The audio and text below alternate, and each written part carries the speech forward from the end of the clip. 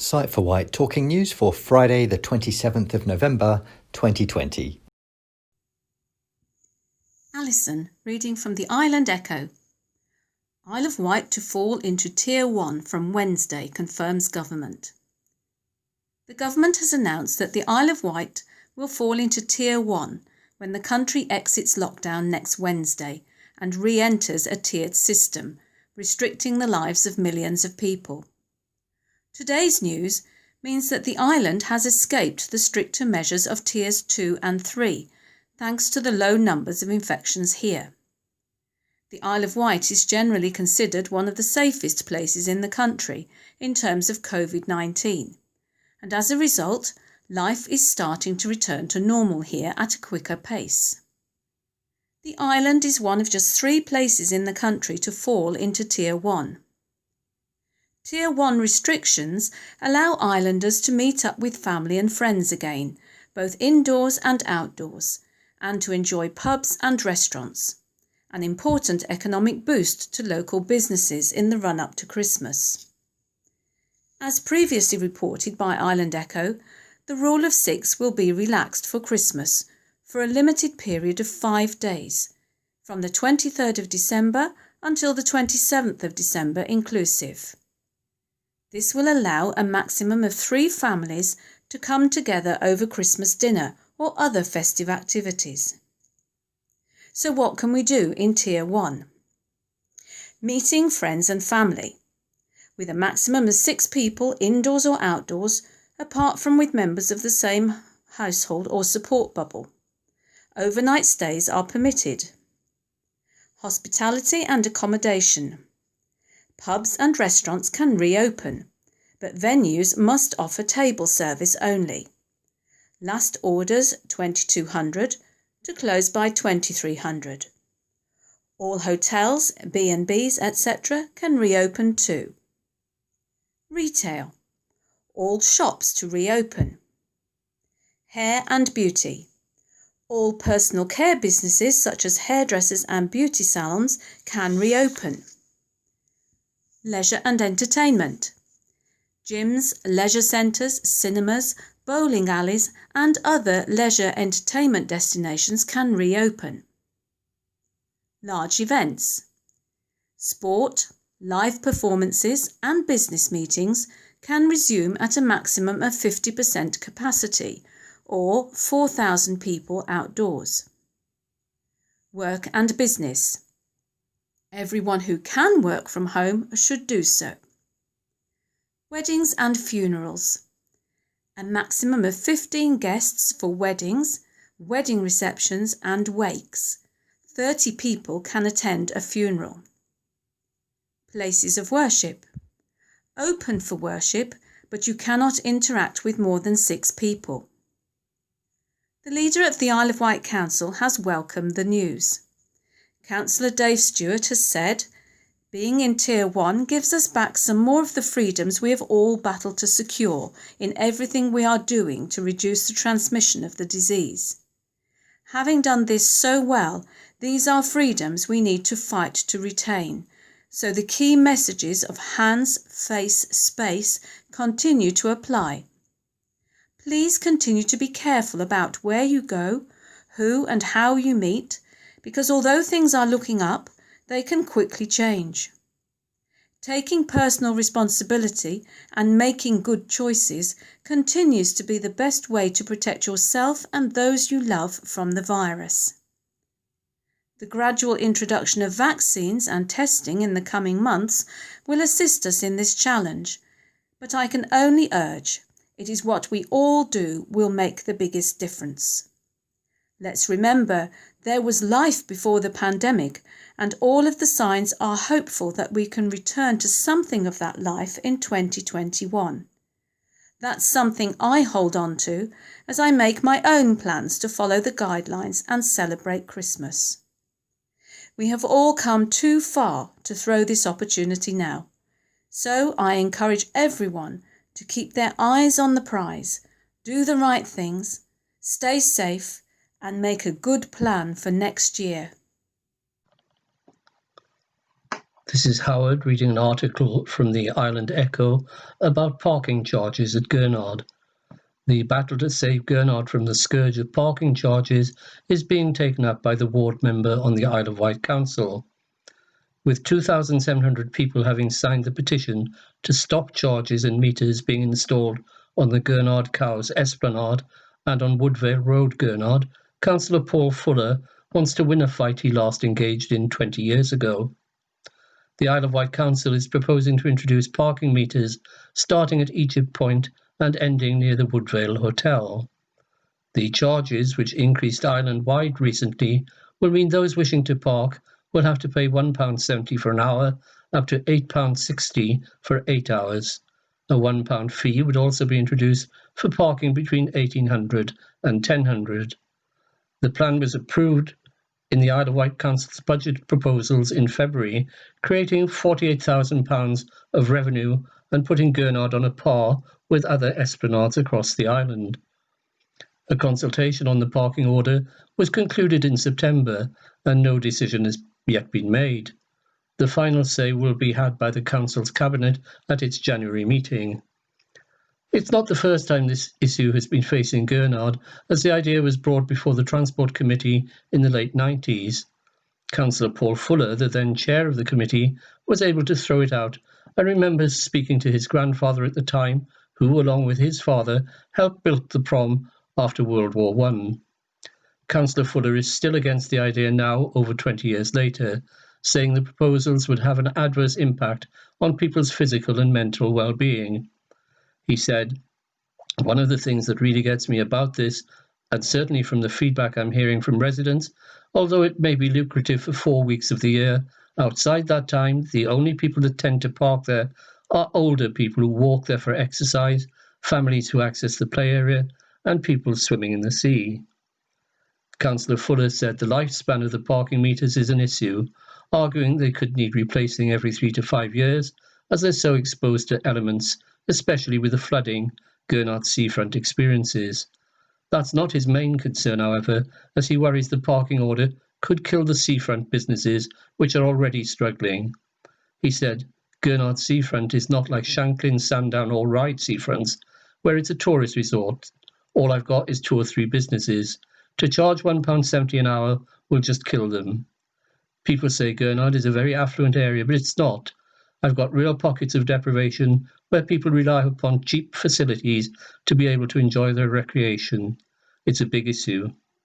Gurnard Sailing Club as well as Gurnard Parish Council have both strongly objected to the proposals. A petition started to help stop the changes has been signed by nearly 2,700 people since it was started in October. This is Den reading from the Isle of Wight Radio.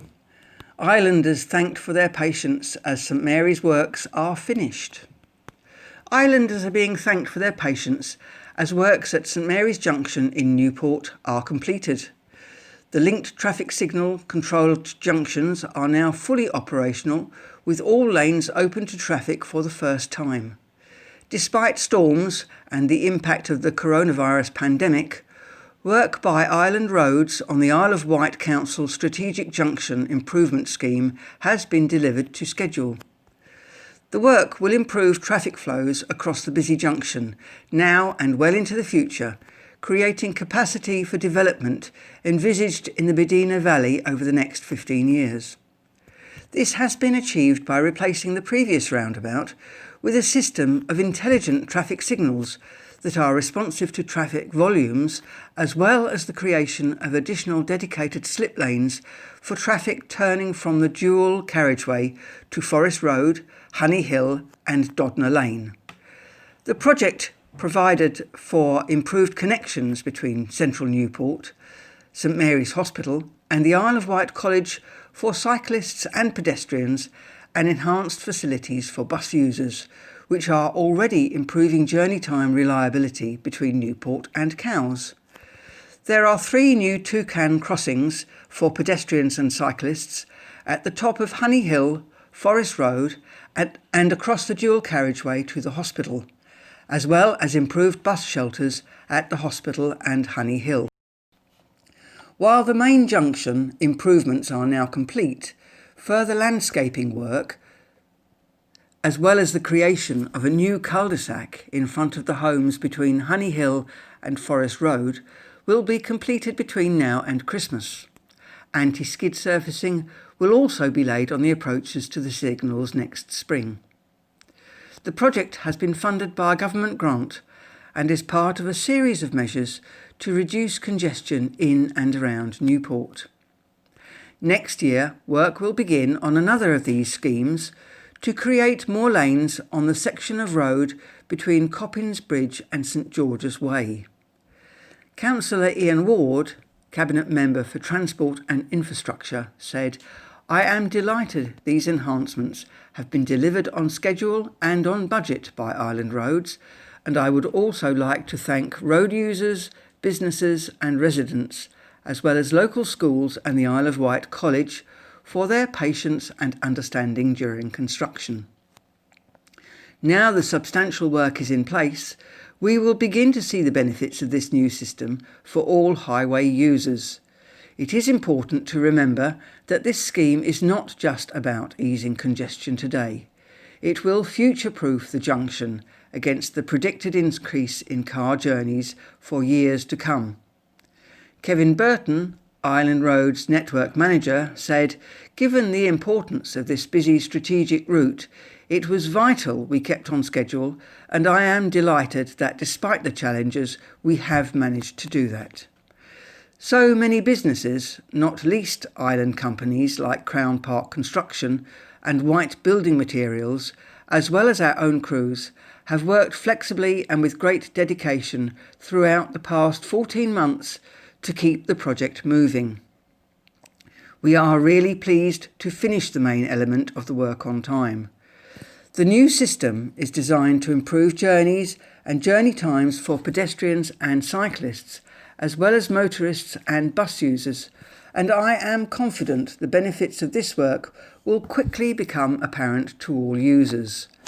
Councillor Ward added, "It may take time for people to get used to these new arrangements, and I would urge all road users to take additional care when using this junction until they become more familiar with the new road layouts and signals." This is an article from the Isle of Wight Observer, read by Terry. 3,000-mile journey for brave Natasha. Island sailor Natasha Lambert, who has no use of her arms or legs and uses her breath and tongue to control her boat, has begun a 3,000-mile journey across the Atlantic. Multi-award-winning Natasha, 23, from Cowes, left Gran Canaria on Sunday, November the 22nd, and plans to reach St Lucia in around 3 weeks' time. Natasha, who has athetoid cerebral palsy and uses a wheelchair, is among 5 crew on her boat and 300 sailors in the Atlantic Rally for Cruisers, known as ARC. Her 46-foot, that's 14-metre catamaran, Blown Away, was fitted with the sip and puff technology by her father Gary. Natasha, who was awarded a British Empire Medal for her charity work, is hoping the crossing will raise £30,000 for Miss Isle, her own sailing school, Cowes RNLI and the Ellen MacArthur Cancer Trust. Cowes Station's operations manager, Mark Southwell, said, "First the Solent, then round the island, followed by across the channel. Now this. Lifeboat crews well understand what it takes to be at sea, and we have nothing but admiration for you and your crew.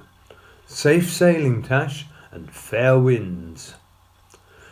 A general message from the station added, "Everyone at Cowes RNLI sends a heartfelt bon voyage message to you as you set off on your biggest maritime challenge to date." The station is honoured again to be chosen as a beneficiary of your wonderful fundraising. Already we are most grateful for the money raised from your past amazing exploits on the sea. which paid for the station's kitchen and the extra large TV screen used for training purposes. May you and your fellow crew members complete the crossing both safely and enjoyably. More than 50 boats are taking part in the event, which has been running for 35 years. Hello, this is Sue, reading an article from the Island Echo. New money to improve cycling and walking networks welcomed by MP. News that the island is to receive £235,600 of investment to improve its walking and cycling networks has been welcomed by the Isle of Wight MP Bob Seeley. The news comes as part of a government announcement by Transport Secretary Grant Shapps to give councils across England £175 million to create opportunities for walking and cycling. The new money is intended to fund measures such as school streets, where streets around schools are closed to motorists at school times, low traffic neighbourhoods where residential side streets are closed to through traffic to stop rat running, segregated cycle lanes and pedestrian improvements. However, the Transport Secretary has set tough new conditions on councils receiving funding, requiring them to ensure schemes are properly consulted on. He said councils must publish plans to show how they will consult their communities, including residents, businesses and emergency services, among others. Show evidence of appropriate consultation prior to schemes being implemented. Submit monitoring reports on the implementation of schemes 6 to 12 months after their opening, highlighting how schemes have been modified based on local feedback to ensure they work for communities. Mr. Seeley said, "This is good news for the island. It's great for those of us who live here and want to walk or cycle more. But it's also great for our visitors who are looking to come and enjoy what the island has to offer. Walking and cycling is something I have been doing a lot more of during lockdown, and it would be great to see our networks enhanced. I'm also chatting with landowners and Natural Enterprise about continuing to make progress on West Wight cycle route linking Yarmouth to Newport. I look forward to working with the council and others on how this money can be spent to enhance the networks we already have. The funding is part of the government's wider plans to boost active travel. Commitments from the PAN include making cycle training available for every adult who wants it, setting new, higher standards for cycling infrastructure, and boosting access to e-bikes." This is Howard reading an article from the Isle of Wight County Press about Isle of Wight business and COVID. Shocking statistics released earlier show the devastating effect of COVID-19 on the Isle of Wight's business community. A major survey undertaken by the Isle of Wight Federation of Small Businesses, that's FSB, shows 90% of island businesses fear for their trading in the coming 3 months because of ongoing concerns over the pandemic. The findings back up the county press's story last week, highlighting the anger felt about the disparity between large chains and smaller traders during lockdown too. All island businesses, whether FSB members or not, were invited to participate in the survey between October 12th and November 13th. Nearly 200 small businesses responded to the survey, conducted as a result of a series of meetings between the FSB and Bob Seeley MP. As well as being presented to Mr. Seeley, who will use the data to lobby government on behalf of the local business community, the findings have also been given to the Isle of Wight Council and Solent LEP. Norman Arnold of the Isle of Wight FSB said, "Frankly, the results are not surprising, as the effects of the pandemic and steps to mitigate its effects are clearly going to affect great swathes of the island's economy. Cash flow, lockdowns and social distancing were all highlighted as major hurdles, while a lack of information on some key support and assistance was also a key issue identified. What the survey does, however, is to give an understanding of the scale of the problem. It also identifies certain specific areas, locally, regionally and nationally, where support or assistance is needed. During this pandemic, we've heard it said that sound decision-making should be based on robust evidence and transparency. Well, now we have detailed information from almost 200 local businesses, which we're happy to share with anyone who has a role to play in protecting the island's economy. Clearly, the biggest challenge for small businesses on the island is financial survival. Many need more financial assistance, along with advice to help them in finding a way forward. I'd like to thank all those businesses who find the time during a very challenging period to contribute to this survey. As well as asking businesses how they viewed the future, the survey also asked what steps businesses had taken to adapt, revealing that more than 3/4 had introduced new working practices as a result of the pandemic. For example, almost 13% had introduced home deliveries, while 14% had brought in online sales. There was also a great disparity in the awareness of assistance schemes run by government and other agencies. While 82% of respondents were aware of the Business Bounce Back Loan, just 15% knew about the Solent LEP peer-to-peer networking programme. Nearly 2/3 of businesses had heard of the Buy Local scheme. Mr. Seeley said, "The findings bring into stark reality the effects of COVID and the steps taken by government to restrict the spread of the virus. While the government has acted in numerous ways to assist businesses, it remains clear that a significant amount of local companies are worried about the future. The feedback from business is bleak. All the more reason for islanders to back local businesses as a priority, especially in the run-up to Christmas. I oppose the second lockdown precisely because of the damage it would do to our economy, as evidenced by the survey. We're now returning to a regional tiered system. That is in part due to persuasive voices like the FSBs, but also due to MPs who've made it clear that shutting small shops and the retail sector is not scientifically evidence-based and comes at a high price in terms of jobs and livelihoods. We know that poverty is a driver of ill health, and we need to be mindful of that.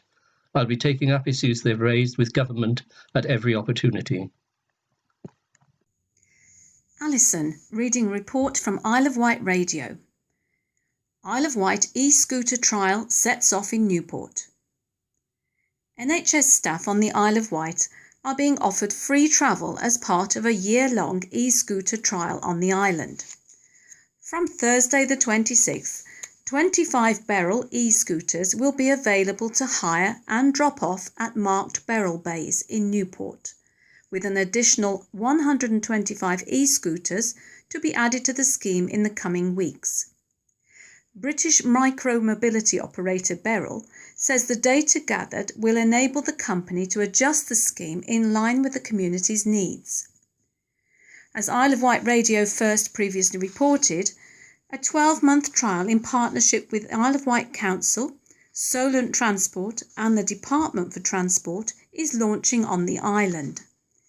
It is starting in Newport to best support the Isle of Wight NHS Trust, but will soon expand to include Ryde and Cowes. Councillor Ian Ward, Cabinet Member for Transport and Infrastructure for the Isle of Wight Council and Chair of the Solent Transport Joint Committee, said, "This is an excellent project and a welcome addition to the promotion of sustainable travel on the Isle of Wight. Key workers are essential to keeping the island running at this challenging time, and this scheme will support NHS staff for which e-scooters can form part of their travel plans. Many people are worried about using public transport and may want to avoid driving for environmental or cost reasons. With this in mind, there's never been a better time to give scootering a go. Beryl's scheme will eventually be available to the wider public, but residents are encouraged to only use the e-scooters for essential journeys, in line with government regulations. Key workers looking to take essential journeys will be able to do so by downloading the free Beryl app and signing up with their NHS email address and inputting details of their UK driving licence. The first 15 minutes of each trip will be completely free of charge and funded by Beryl. Ahead of the launch, Beryl has worked with the Isle of Wight Council, Solent Transport and local businesses such as Wight Link Ferries to ensure all e-scooter parking Beryl bays will complement existing social infrastructure and benefit the community. Every Beryl e-scooter has vehicle approval from the Department for Transport. Beryl says it will continue to consult with key organisations such as Isle of Wight Police and local disability groups as the trial progresses. To begin a trip with a Beryl e-scooter, users follow the simple in-app directions that will unlock the vehicle for use. At the end of their ride, users must lock the scooter via the app and will hear a chime from the scooter to register that it is locked. Beryl e-scooters available to hire are visible both on street and in the app, with Beryl bays and the Isle of Wight's operating zone also shown in-app. Beryl Chief Executive Officer Philip Ellis said, "We are thrilled to be introducing the Beryl e-scooter to the Isle of Wight and to be the first scheme operating in the southeast of the UK. We have shown through our existing micromobility schemes across the UK that Beryl's hybrid operating model can bring great benefits to communities through flexible, smart and sustainable travel solutions. The Isle of Wight Council and Solent Transport support our vision that e-scooters can be a viable transport option that positively impacts the entire community. We are excited to see the major benefits that these e-scooter trials can bring to the Isle of Wight, from cleaner air to reduced congestion, and crucially, getting people moving again safely post-lockdown."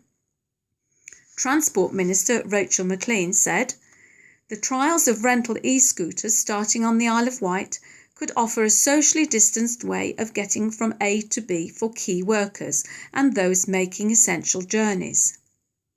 Learning from trials already taking place, the Isle of Wight will see strict safety measures introduced, including licence verification and responsible parking incentives, while also helping us to better understand any impact on public spaces.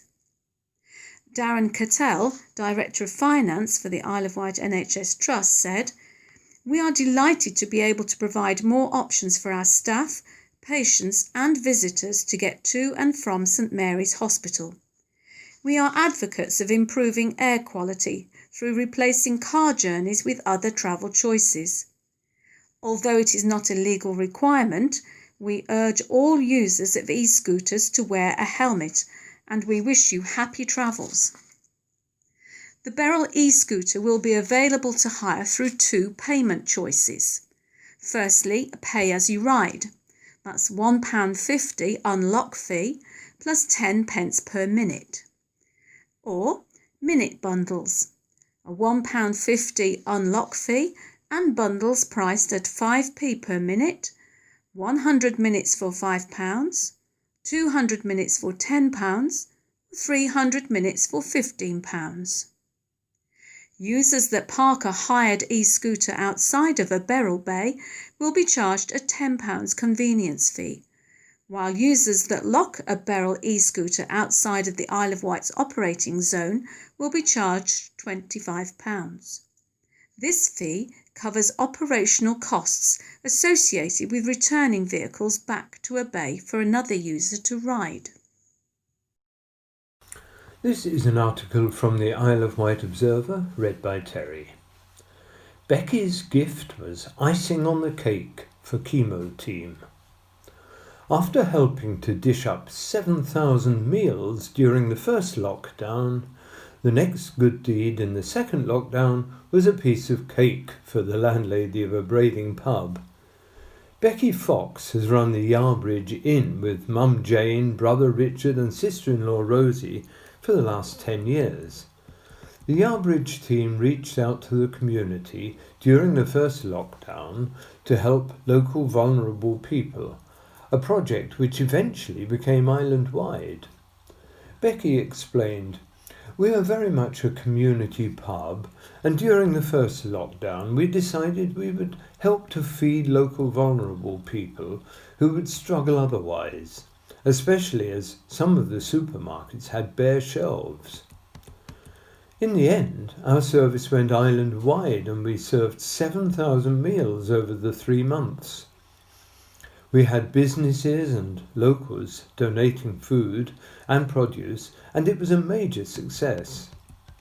This lockdown has been different, and I found I had time on my hands. I put a shout out to see if there were any people who deserved a treat, and one of our locals contacted us to say how the chemotherapy nurses at St Mary's were wonderful.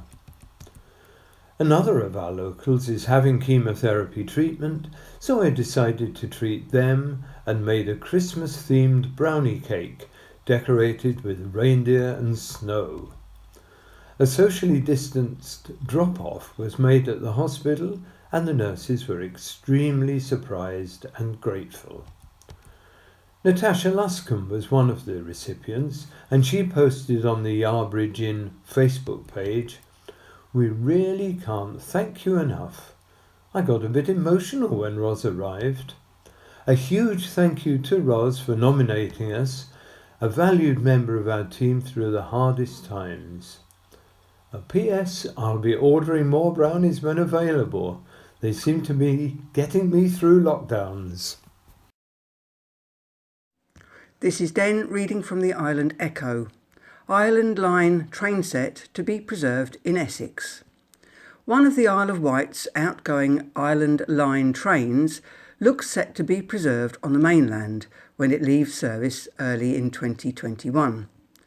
With the final withdrawal of Island Line's 80-year-old Class 483 trains a little over a month away, the London Transport Traction Group has been officially informed by South Western Railway that it has successfully secured one of the trains for preservation at the Epping Ongar Railway in Essex.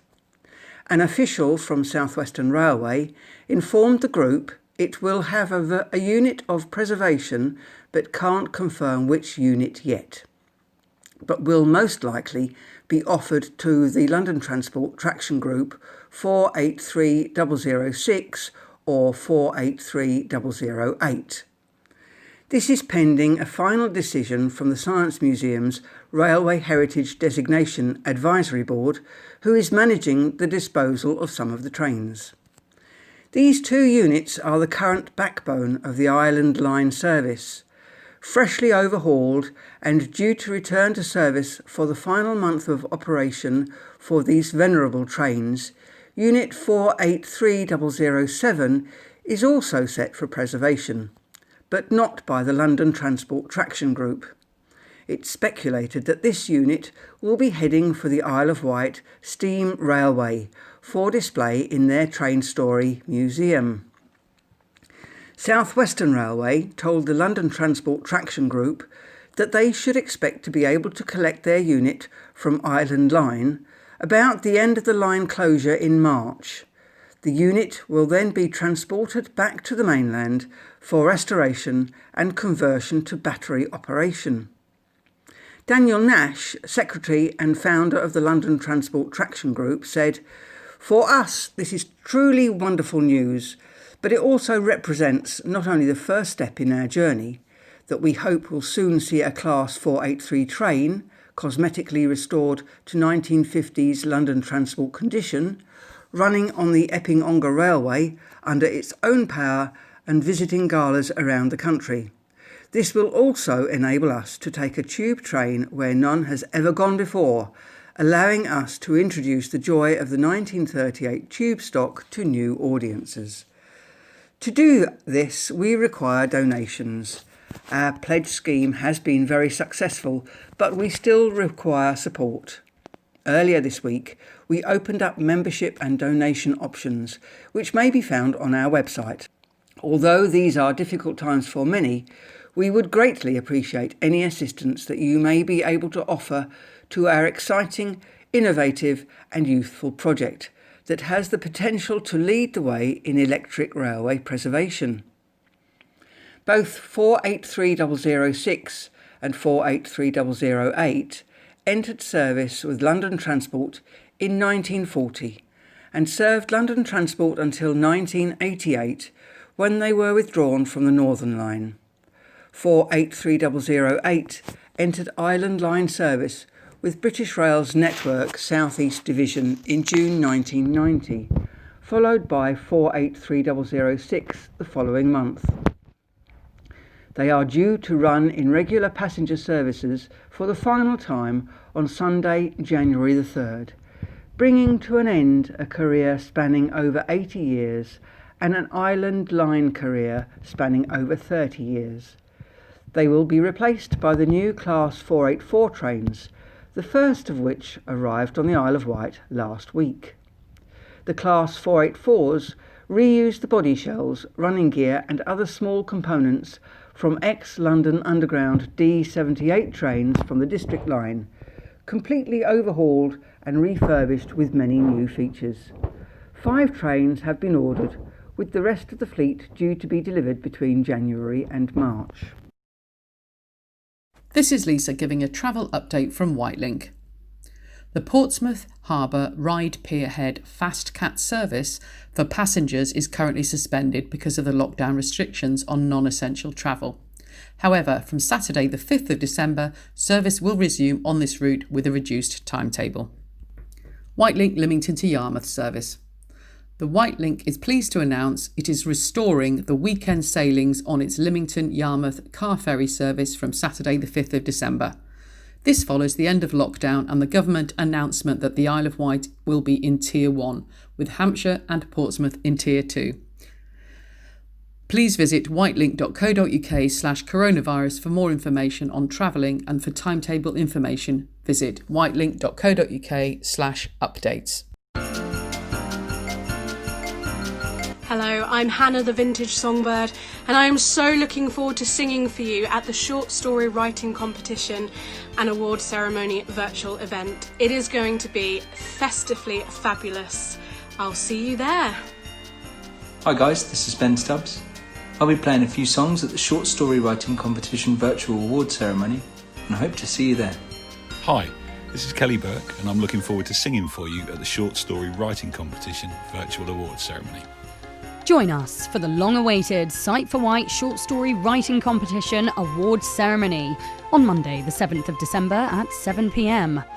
Our evening of virtual entertainment includes songs, poetry, carols and, crucially, the results of the winning stories from each category. Find out if you're one of the lucky winners with your story recorded by Ray Allen, Joe Brand, Melvin Hayes and Adana Minghella. The virtual awards ceremony, hosted by Sight for Wight, will be available through our Facebook page and website, sightforwight.org.uk. But wait, there's still time to buy raffle tickets in celebration of our 125th birthday. We have 125 individual prizes plus £125 cash first prize. Please support us by buying tickets at just £5 per book of 5 tickets using the link on our Facebook page. For more information, contact Chris on 522205 or email inquiries@iwsb.org.uk. Hello, this is Melvin Hayes wishing everybody good luck.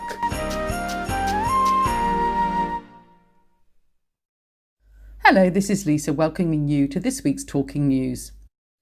The excitement is building in the office as the story writing competition entries have all now been received and the judges are looking at them. The awards ceremony is next week on Monday the 7th of December. But of course, due to the COVID restrictions, this will be a virtual awards ceremony this year. It will be held at 7 p.m. on Monday the 7th of December, with the winning stories from each category being announced and read out by the celebrities we have on board, including Joe Brand, Adana Minghella, Ray Allen and Melvin Hayes. So don't forget, please join us on Monday the 7th of December at 7 p.m. via the Facebook page or our website at www.sightforwight.org.uk to see who the winners are this year.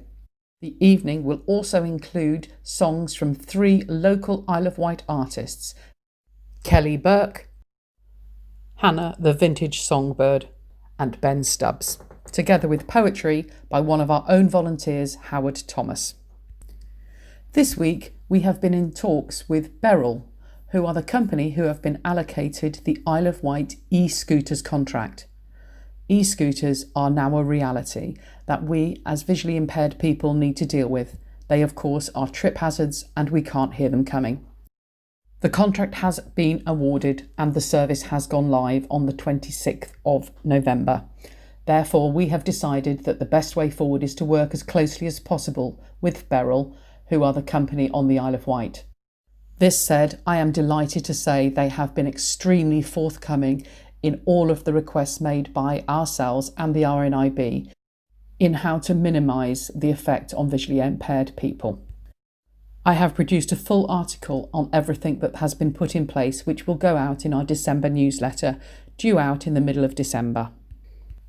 I'm delighted to announce the arrival of Elaine, who is our new befriending manager who started at Sight for Wight this week. Elaine is going to set up our telephone befriending service, putting members and volunteers in touch with each other by telephone and, if needed, digital connectivity. We are delighted to welcome Elaine into the team. She is already busy putting policies and training in place for the volunteers who have come forward, and she will soon start to be calling members on an individual basis to see if you would like to join the scheme. Again, further details will be in the newsletter in December. As I am sure you are all aware, we are celebrating our 125th birthday this year, and as part of this we are having our annual raffle, but we are offering £125 cash prize as the first prize, together with 125 other prizes, all donated to the charity. We couldn't be more pleased with the response that we've had. So if you would like to buy raffle tickets, they are still available all the way up till the 7th of December. You can call the office on 522205 or go online to our Facebook page. It's £1 per ticket, and the first prize of £125 cash could be yours, or one of the 125 other prizes. Finally, the Isle of Wight has been placed in Tier 1. This means that non-retail shops can open, public houses can open for drink service at the table, but it also means that gatherings of more than 6 people indoors are not allowed. To this end, we will unfortunately still be very restricted on what activities we can offer at Millbrook House. We will, of course, continue to monitor the situation and keep in touch with members. Please stay safe and enjoy yourselves. Thank you. Scaffolding news for week commencing 30th of November 2020. Newport area, 54 Fairley Road. Halifax, High Street. Nippert Court, West Street. 66 St James's Street. Ventnor area, Southview, Grove Road. 1 Pear Street. 2 Duke's Cottage, Clarence Road. Shanklin area, 9 Regent Street, 49 High Street. Sandown area, 2 Pear Street. White City, Culver Parade, 20 High Street. Ryde area, 11-12 Esplanade, 31 Cross Street, 168 A High Street.